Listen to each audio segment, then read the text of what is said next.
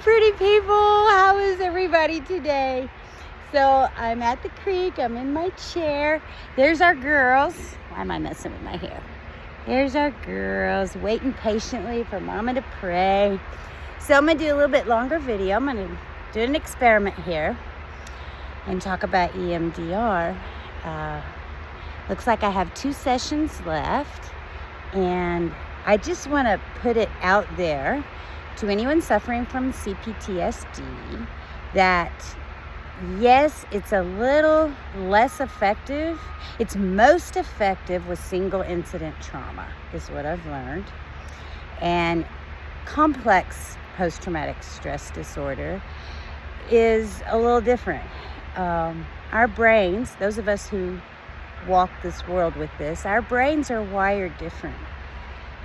When we experience trauma as a young child, in any form at all, anyone, that memory is stored in a different place than it belongs. And I just think that is so fascinating. I know I keep saying the same thing over and over, but any of you out there who has had trauma, I still think this method of treatment, hold on a second, guys. I think this method of treatment is probably one of the most effective I've ever seen. I mean, it just makes so much sense. So what are we talking about? Rapid eye movement in dreaming happens, 4 times a night, thereabout, something like that. And while you are looking left, right, left, right, left, right, your brain is picking up all the memories. Picking up all the memories from that day while you're sleeping and filing them in.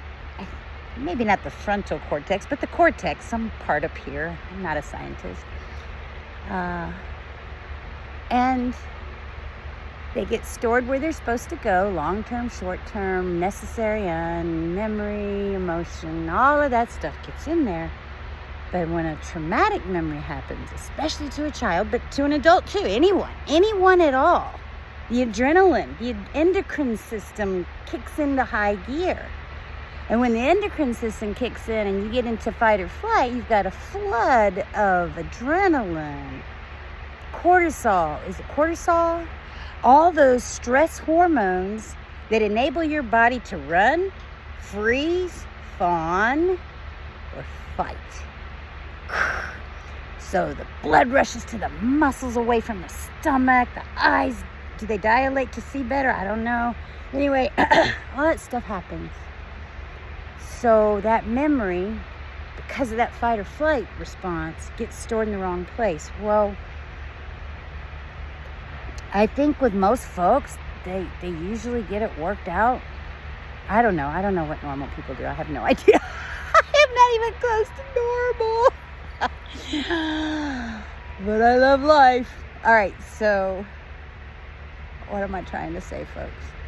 Just that not only did I feel like neurons were firing in my brain, neurons were firing, and I could almost say I felt like the memories were moving from where they were to where they are now.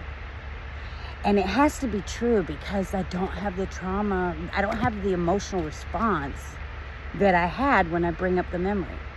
That's the hardest part about EMDR, is you have to touch into that memory and those emotions. And it is not easy, guys and gals. It's really difficult. But if you feel safe, and if you have, I think having a belief in a higher power is probably really helpful.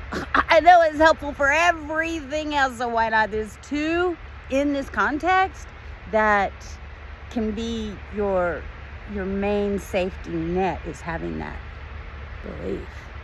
So that's going to be it for this video. It's almost 5 minutes, and that's plenty of time for anyone to sit around and think about EMDR while they are working today.